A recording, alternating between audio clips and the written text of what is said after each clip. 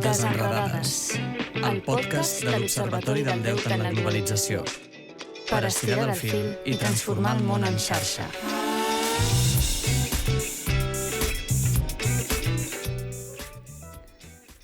Davant de les amenaces contínues i canviants, el sindicalisme es transforma, adaptant-se i innovant en sectors nous i emergents. I ara mateix, un dels fronts clars d'aquestes noves lluites és l'emergència climàtica. Si no ens organitzem, perdrem la batalla a mans dels interessos del capitalisme verd. L'experiència històrica ens diu que l'organització sindical és capaç de transformar el model productiu i plantejar nous models de desenvolupament sostenible i equitatiu. La crisi ecosocial obre un conflicte i també una finestra d'oportunitat per reinventar-nos. Per fer del sindicalisme una eina per a una transició ecosocial alternativa, transformadora, sostenible, de i per a la classe treballadora, i que repensi què i com produir. La guia pràctica Terra i Treball és una crida a trobar-nos i a teixir complicitats de resistència que travessin fronteres territorials i sectorials. Hola, sóc l'Anna Selma i això és Desenredades, el podcast de l'ODG. Per parlar d'aquesta publicació, avui tenim a Miquel Corbera i Pano, autor de la guia. Hola. Miquel. I a Júlia Martí, investigadora de l'ODG en ecofeminismes i assídua d'este podcast. Aquí estem un altre cop, sí. Hola. Com esteu? Com va? Com porteu la calor horrible? Estem gravant a finals de juny, fa molta calor. Fa molta calor i fa molta calor. Puc més afegir. Farem el que podem. Sí. Encendrem les nostres neurones al màxim possible. Moltes gràcies per portar aquí les vostres neurones que han sobreviscut a la onada de calor.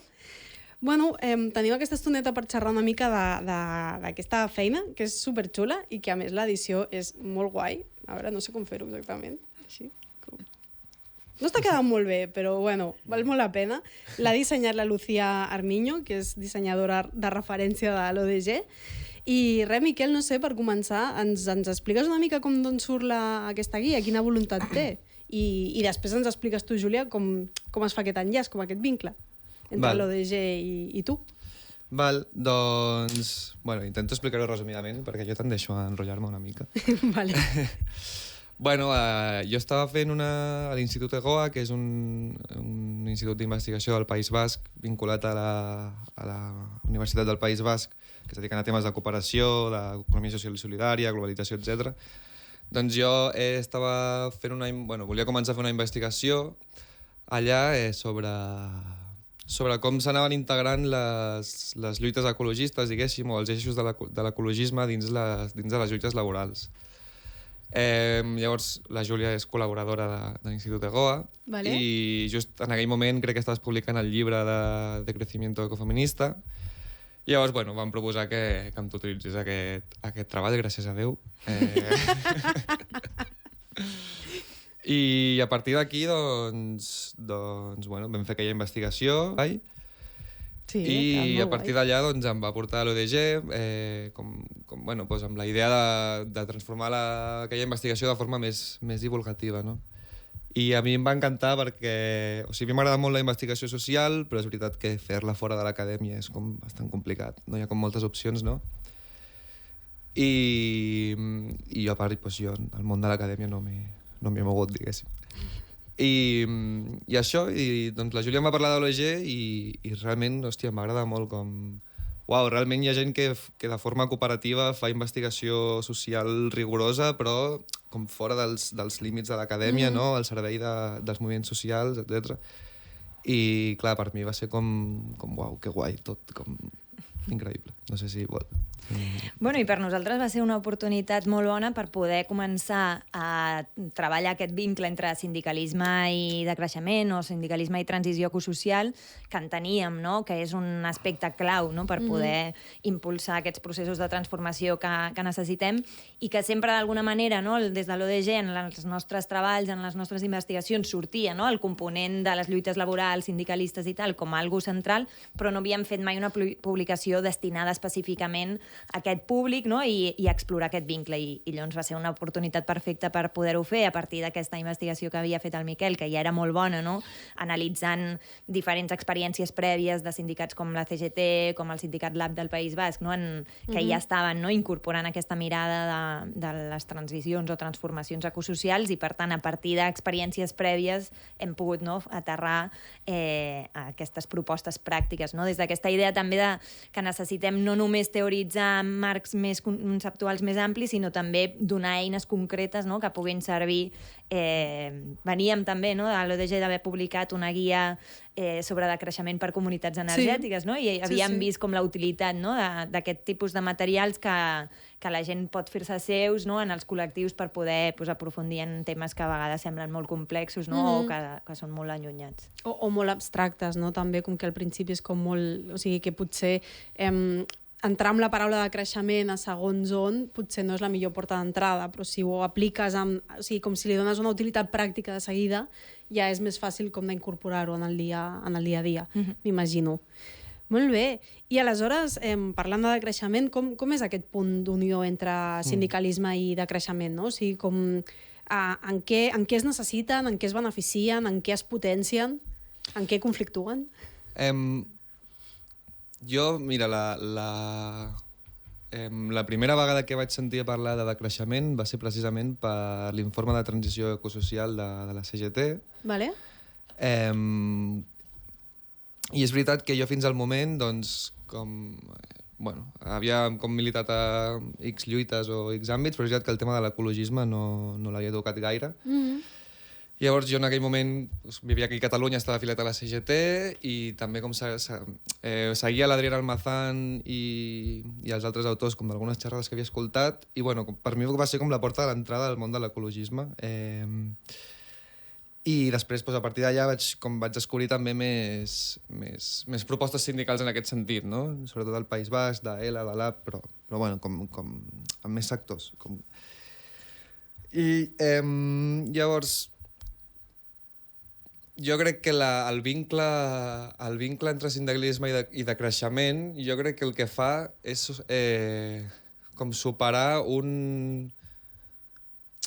una tensió històrica o un debat històric que hi ha hagut entre defensa dels llocs de treball i defensa climàtica, no? Tant a la guia com a la investigació prèvia fem com una mica de repàs de com ha sigut aquesta relació entre sindicalisme laboral i ecologisme. I és veritat que històricament ha xocat una mica, no? Perquè era no podem deixar de... O sigui, com un fals dilema de no podem deixar de produir cotxes perquè llavors es perden X llocs de treball i llavors uns defensen els llocs de treball i els altres defensen que no es produeixin més cotxes. L'he explicat de forma molt senzilla. Crec que amb la conjuntura actual i quan s'integra la perspectiva del decreixement a les lluites laborals, el que es fa és com donar un salt qualitatiu en aquest debat i entendre que és una tensió falsa. És a dir, que sí que hi ha una forma de superar aquesta tensió i aquest debat, no? M'estic explicant, oi? Sí, t'estàs explicant molt bé. Sí. Llavors,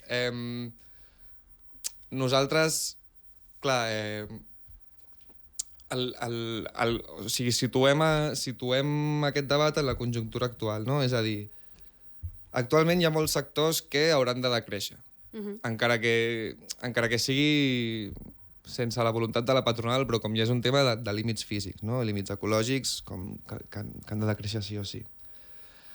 Llavors, ara ens trobem en aquesta situació on realment pel que ha sigut, pel model de transició energètica que s'ha donat, que ha sigut, doncs, com diuen les testarudes, una estafa climàtica, no? És a dir, com una línia de simplement de substituir l'extracció d'uns minerals per uns altres, a financiar amb fons públics cap a mans privades en nom d'aquesta transició verda i digital, però que no és una transició real. El que ens trobem és que a poc a poc cada cop més sectors i més lluites laborals es veuen afectades per temes ecosocials.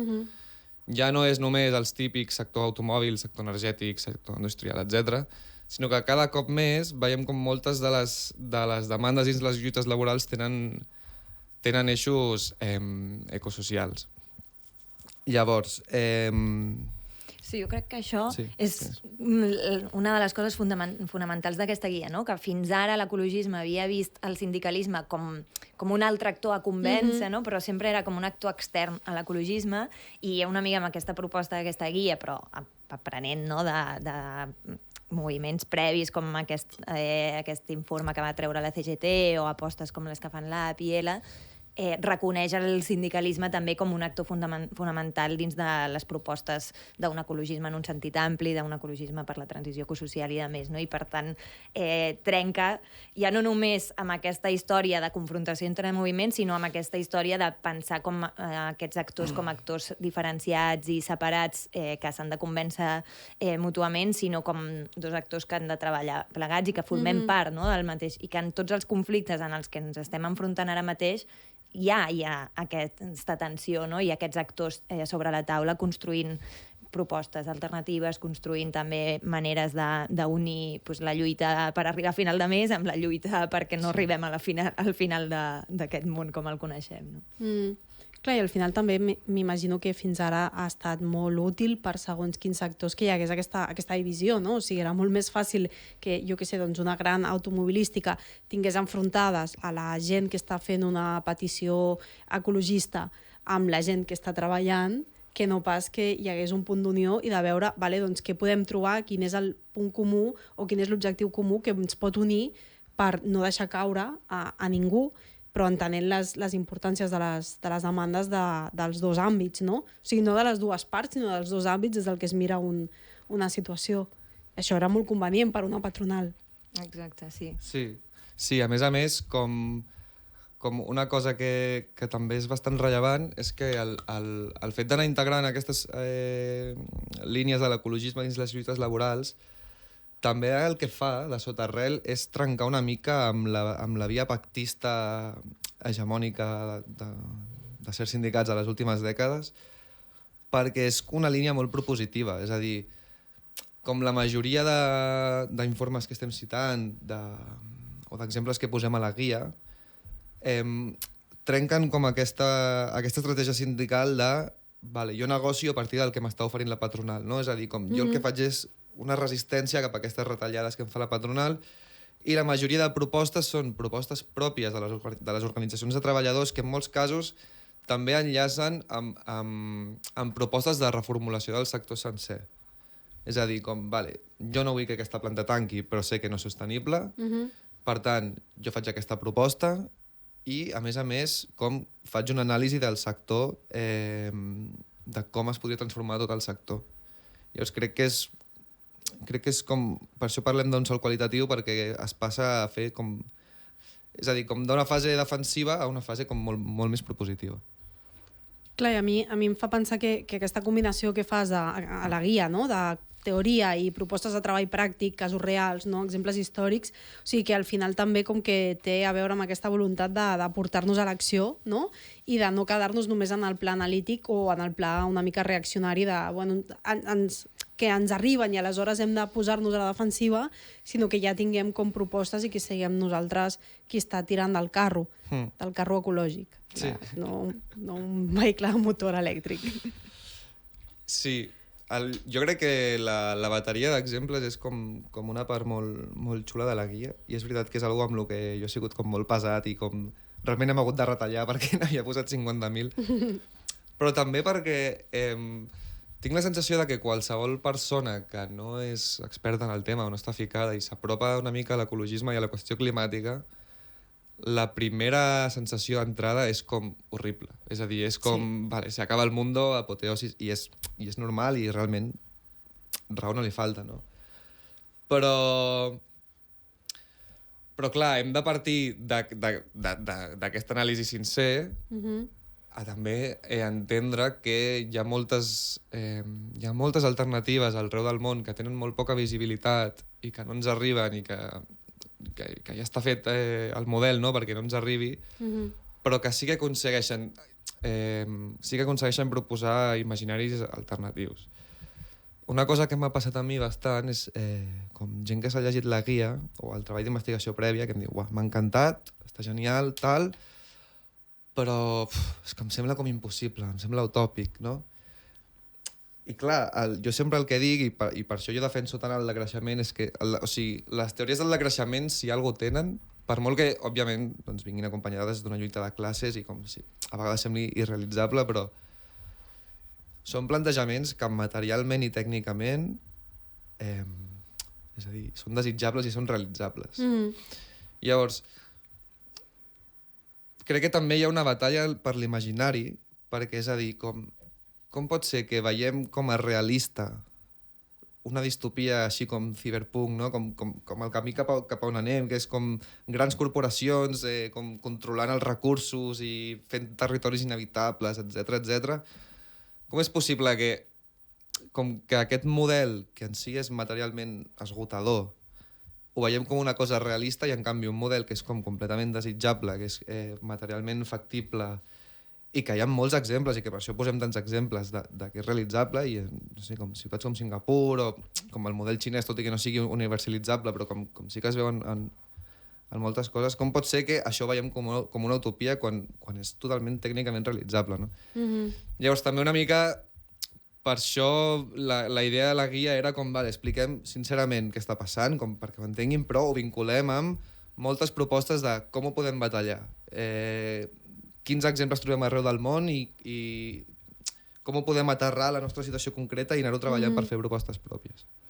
Sí, jo crec que això és fonamental, no? Perquè al final també l'extrema dreta està utilitzant, no? Aquesta debilitat a l'hora de construir imaginaris, aquesta por al futur, no? Aquesta por a mirar què passarà més enllà, no? Que ens porta a estar pendents només, no? del present, de lo més immediat, i això, clar, per la lluita sindical en un context d'emergència ecosocial és completament catastròfic, perquè al final, si tu estàs pensant només en com sostenir el salari, com fer una resistència davant de la precarització i de més, però no estàs pensant en què passarà demà o demà passat, d'aquí un any, d'aquí 10, al final estàs aconseguint petites victòries per l'ara, però que no resolen res i d'aquí 10 anys, d'aquí 5 anys, depèn de cada sector, potser et quedaràs sense treball, sense situacions, no? I per tant, aquestes petites victòries no serviran de res, no? I per tant, necessitem donar eines per atreure-nos a mirar el futur, no només des de la catàstrofe, sinó des de la possibilitat de dir, bueno, hi ha maneres, no?, de lluitar contra això, hi ha maneres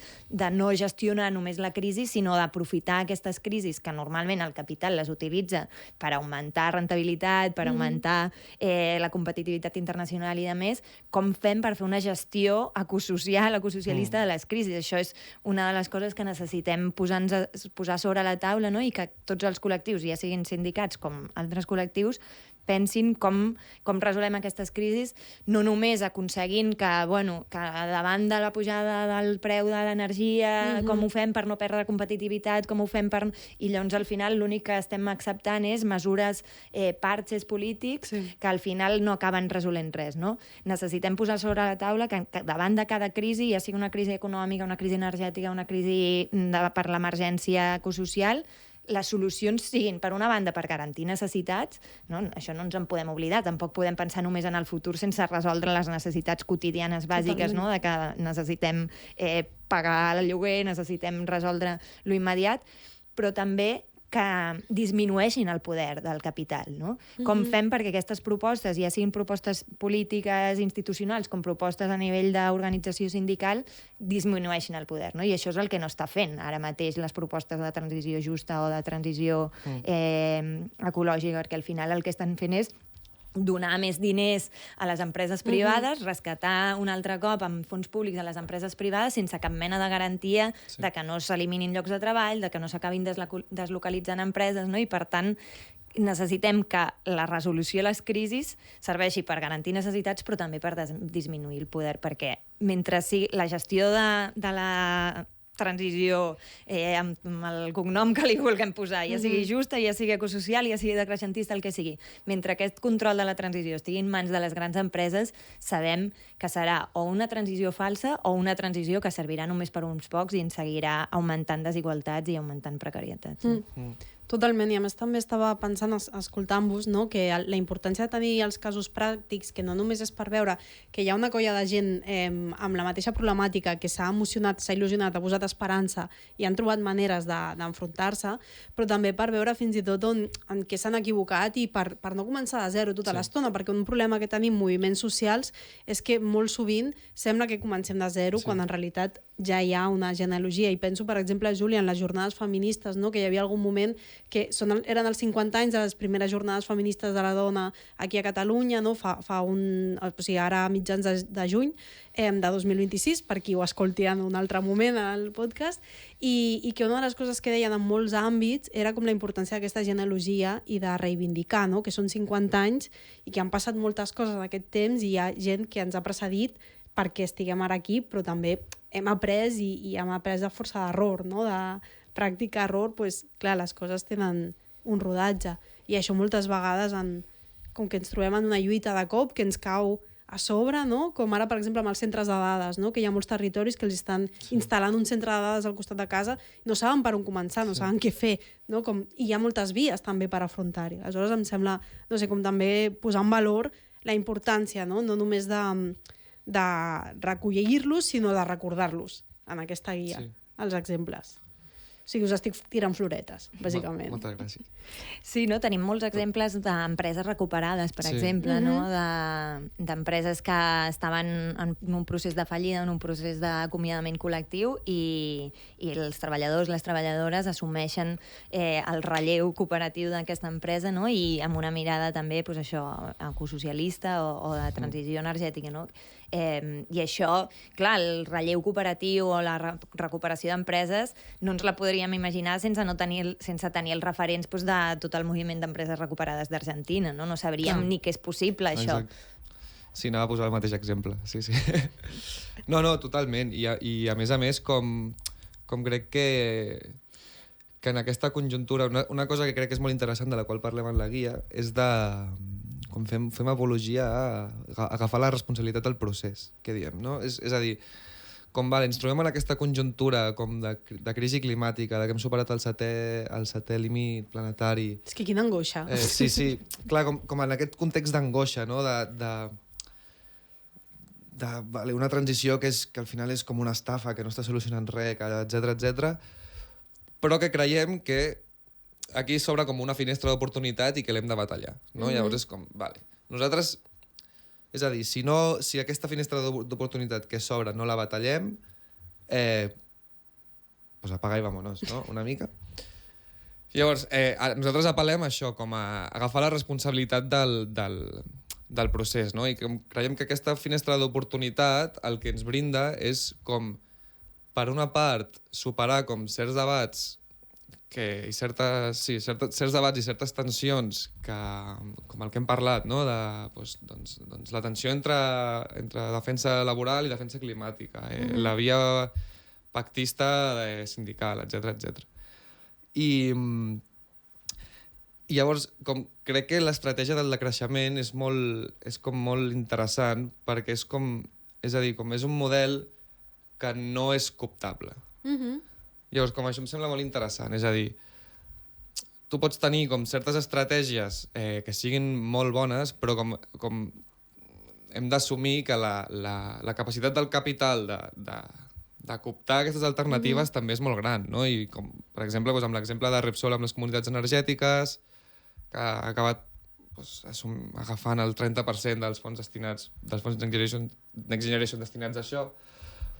Però és a dir, el model del decreixement i com les propostes decreixentistes pels sectors productius és a dir, porten implícitament això que deia la Júlia, no? Una pèrdua de poder del capital, perquè al final és una reducció del consum, una reducció de la producció, una redistribució dels beneficis, etc.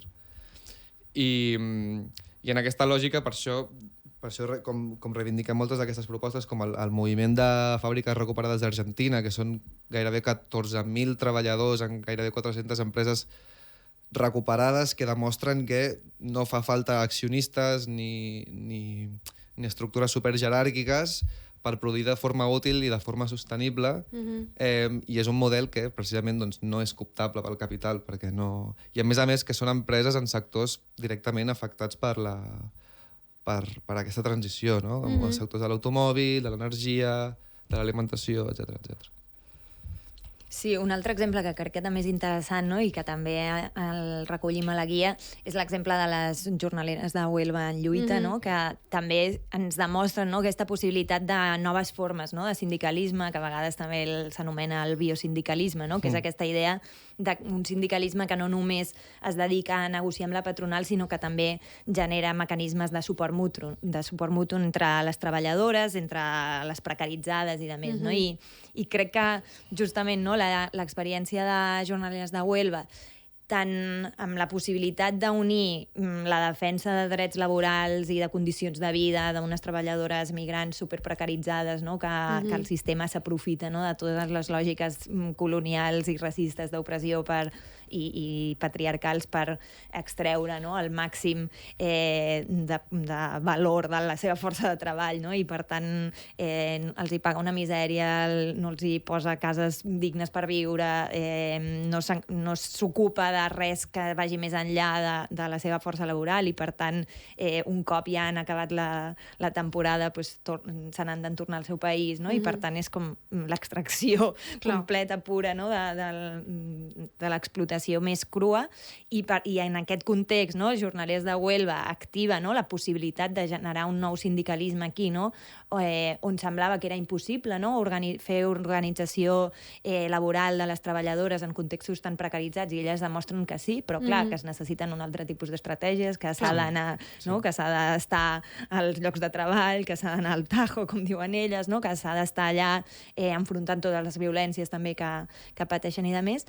I no es queden aquí, no? I són capaces, a més, de vincular-ho amb la defensa del territori, amb la lluita contra els pous il·legals, entenent que al final aquest context de precarització tan gran laboral també està vinculat, no? En un context d'un extractivisme completament desmesurat, no? Que està esgotant el territori i que està generant també, no? un futur completament precaritzat per totes les habitants, no? del territori, i uneixen això, no? I uneixen també amb un moviment feminista a qui, no? Li reclamen i es busquen aliances perquè també al final s'adonen d'això, no? Que el sindicalisme, si no genera ponts i aliances fora, no? dels marcs més clàssics sindicals, doncs també està molt venut, no? I al final una de les claus, no? de l'èxit de les seves estratègies ha sigut aquesta, no? Com l'aliança amb periodistes que han aconseguit fer difusió de les situacions que s'estaven vivint, l'aliança amb moviment feminista a través de brigades feministes i de més.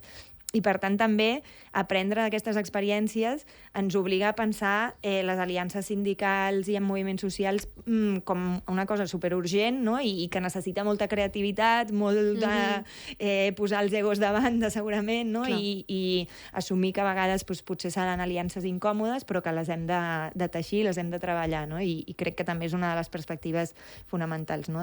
d'aquesta aposta per construir un sindicalisme per la transició ecosocial. Sí, total, també que la guia té com aquestes mirades, no? O sigui, que també menciones com un altre exemple des de la mirada antiracista el que està passant amb regularització ja, no? Que ara mateix estem com a finals de juny, arriba a la recta final d'aquest procés extraordinari de regularització, però que demostra, per exemple, doncs, la complicitat que té el capitalisme amb el sistema de fronteres. O sigui, sense un sistema de fronteres com el que vivim avui en dia, no es poden donar moltes de les explotacions, o es donen d'una altra manera les explotacions que estan sostenint el sistema capitalista i també l'extractivisme. Vull dir que al final realment és com superimportant aquesta interconnectivitat, perquè si no sempre et deixes alguna... No? Com que sempre tenen... Aquests sí que troben les finestres d'oportunitats, o sigui, no tenen cap mena de problema de trobar-ne. Per tornar a parlar una mica com d'això, com de quines propostes o com anem construint, com anem aterrant i fent realitat aquesta transició justa i amb mirada ecosocial, hi ha moltes indústries, no? Ho hem anat dient ja, que hi ha moltes indústries i sectors que són profundament danyins pel planeta, per la vida, per les persones que el fan, o sigui, vull dir que també tu, Júlia, moltes vegades t'escolto que parles d'aquest xantatge laboral, no? O sigui, com sectors que no podem deixar caure perquè hi ha molts llocs de treball al darrere, però que per dins estan fent malbé el territori, estan generant productes superxungos, la gent que treballa ho està fent en condicions penoses, vull dir que és tot com una estafa molt heavy, no? Però clar, com ho fem? Perquè és molt difícil decidir o dir, no, doncs ho tanquem o ho reconvertim. No tothom pot fer, i tampoc és la solució, però no tothom pot fer plaques solars així a dojo, saps? Sí, jo crec que una mica o sigui, òbviament és difícil, però jo crec que una mica la via, que és el que anem parlant, i és sobretot el tema de superar aquest xantatge laboral amb propostes que siguin pròpies. jo crec, i que s'enllacin amb el sector. És a dir, per exemple, jo crec que d'això que deies, el sector automobilístic és com un exemple molt paradigmàtic, no? És a dir, com el que parlàvem. Però realment, doncs, tant en el cas per exemple, en el cas del col·lectiu de fàbrica que vau tenir ara fa poc amb vosaltres a les jornades antiimperialisme popular, són un exemple, no? És a dir, com superar, és a dir, doncs col·lectivitzem la fàbrica, intentem tenir com suport econòmic social i passem a fabricar bicis d'una forma com més horitzontal, etc. No? En el cas de Mecaner al País Basc, per exemple, també, més enllà dels resultats que s'obtinguessin, però la proposta pròpia fent un anàlisi científic com molt bo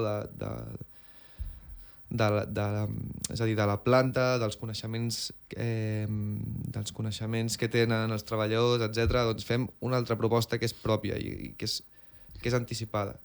I a més aconseguim vincular aquesta proposta de transformació d'aquesta planta amb una proposta per reformulació de tot el sector, perquè veiem que això que està passant en aquesta planta el més probable és que segueixi passant com en cadena amb la resta. No? Perquè quin sector era, per qui no conegui el cas? Automòbil, vale. sí.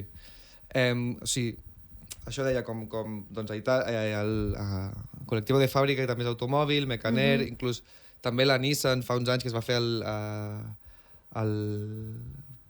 proposta de socialització de la Nissan, crec que es deia, que també com plantejaven aquesta lògica, no? És a dir, no era només una superació del debat entre defensa climàtica o defensa laboral. No? Era com anava molt més enllà, és a dir, com plantejava com es podien unir aquestes dues, o sigui, com es podia produir una cosa útil i sostenible que permetés que els treballadors tinguessin, o sigui, com no perdessin la feina, sinó que, a més, aquesta nova producció anava enllaçada amb un model i una proposta de mobilitat sostenible nova com per tot el sector. És a dir, per exemple, ara fa temps que em vaig llegir com aquesta proposta i igual els detalls com no els explico bé, però és a dir, no era només una lògica de, per exemple, si passem de produir cotxes de combustió fòssil a cotxes elèctrics, sinó que el model va més enllà, és a dir, igual produïm vehicles sostenibles, però amb una lògica d'ús compartit, d'ús comunitari, com de reformulació de la mobilitat, etc. Llavors, jo crec, i aquí li mando una salutació al Martín Layana, perquè és com una persona que sempre repeteix molt aquesta idea, però la idea de l'anticipació i de les propostes pròpies. Jo crec que és com la via que dona com aquest salt propositiu, aquest salt de passar de la defensa a anticipar-se, no?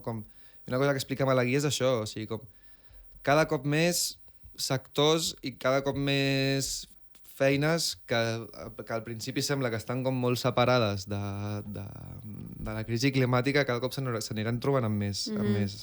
D'això, llavors, a la guia proposem com moltíssimes activitats per poder treballar de forma anticipada aquestes propostes que segurament hauran de venir i s'hauran de plantejar algun dia, no?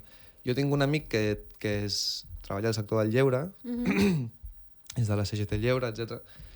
I es va llegir la guia i em va dir com, uau, és que jo com, clar, el sector lleure mai sempre havia pensat que no tenia cap tipus de relació amb l'ecologisme, no? amb l'ecosocial, i realment m'he llegit la guia i ara veig com que totes les nostres propostes, totes les nostres demandes poden tenir un eix ecosocial, com realment totes, no? Quan vam fer la presentació de la guia, l'Anna, que és de la CGT Educació, que també és una de les autores també forma part del grup de transició ecosocial, ho deia, no? Com per mi va ser com molt valenta el dir com, ara que estem en la vaga d'educació, sí, es parla molt de climatitzar les aules, igual no hem de climatitzar totes les aules, no? Igual hem de pensar com una mica més enllà, no? Per exemple, i enllaçar-ho amb lo del meu amic que és del sector lleure.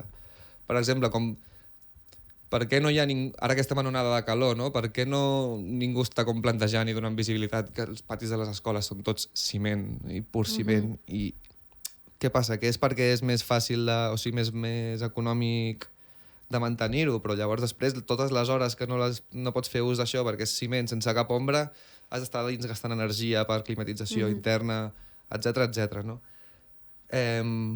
Sí, com que la proposta una mica és no només fer els pedaços, no, de la immediatesa, sinó anar mirant i de pensar això que no, aquest sistema no li agrada gens, que és pensar les conseqüències futures. Exacte, no només el que passa en el moment concret i en un context, sinó què passa, doncs, jo què sé, o sigui, amb l'emergència climàtica, no? O sigui, què passa si tindrem inundacions, què passa si ara mateix hi ha aquestes onades de calor, etc.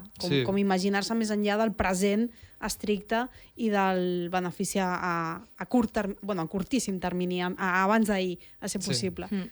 Sí, jo crec que al final això és una de les lògiques que veiem sempre, no? Com a nivell polític institucional el que es busca és respostes immediates que normalment són pedaços, no? Com, teniu molta calor a les aules, us enviem uns ventiladors i amb això ens pensem... Penseu que anaves a dir, us enviem Mossos.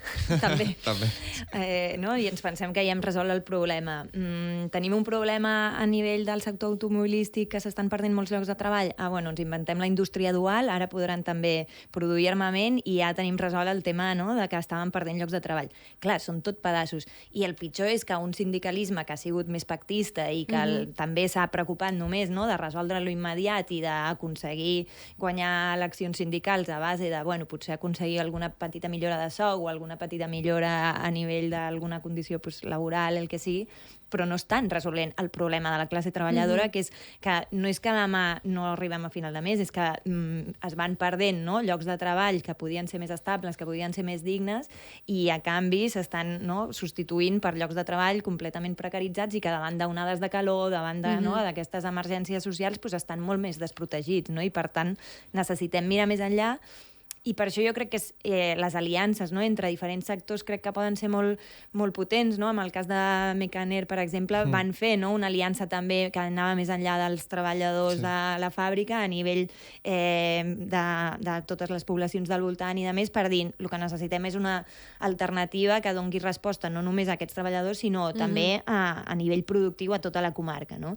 Necessitem fer aquestes aliances perquè també els sindicats, òbviament, estan posant la immediatesa de que necessiten defensar els seus treballadors i treballadores, que necessiten guanyar unes eleccions sindicals per poder tenir capacitat de pressió i de negociació, i per tant, i és veritat que pensar en propostes molt, no?, que puguin semblar massa abstractes o massa futur o massa utòpiques, això no dona vots, no es materialitza en l'immediat, no? I per tant necessitem crear aquestes aliances per evidenciar que poder reivindicar que la solució als teus problemes, no?, de pèrdua de llocs de treball, el que sigui, no passa per la indústria militar, perquè és que si t'uneixes a aquesta estratègia, tindràs tots els moviments socials en contra, tindràs unes campanyes que van en contra, però en canvi, si t'uneixes a l'aliança per dir el que necessitem és poder fer una transformació d'aquests sectors industrials en sectors necessaris, imprescindibles per sostenir la vida i a més, tindràs tota aquesta gent, tots aquests moviments socials organitzats que et donarà suport, que farem un front comú i de més, i tindrem molta més força, potser serà més factible imaginar, no?, aquestes possibles propostes que semblen com utòpiques amb coses més reals i concretes, no? Necessitem anar fent efectiu això. I crec que hi ha algunes experiències concretes, no?, que s'estan demostrant que al final podem aconseguir aliances, no? L'aposta, per exemple, per la reducció de la jornada laboral. Totalment. És una aposta que al final és una aposta sindical, però també és una aposta social, és una aposta feminista, és una aposta davant de les onades de calor, per exemple, no?, de poder treballar menys.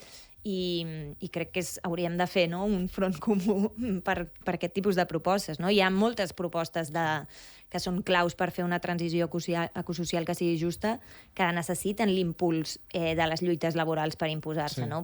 No sé, des d'això, de la reforma laboral que deia, de la reducció de la jornada laboral que deia, fins a altres coses, no?, que poden ser més ambicioses, com la nacionalització de sectors estratègics, no?, com el sector energètic o l'expansió del transport públic, tots els problemes que estem tenint amb la Renfe, que també són uns problemes que són fonamentals dins del context d'emergència climàtica i ecosocial, sense una aliança entre els moviments, no?, d'afectades per la Renfe i els treballadors i treballadores, I és veritat que són aliances que potser no són les més òbvies, que poden ser a vegades incòmodes, però és una de les apostes, no?, que en moments d'emergència necessitem sortir del marc en el que... I aquí ens hem de moure totes, no? O sigui, s'han de moure, no?, les lluites laborals i sindicals, però també ens hem de moure la gent que potser no tenim tant aquest barret per poder crear aquestes aliances.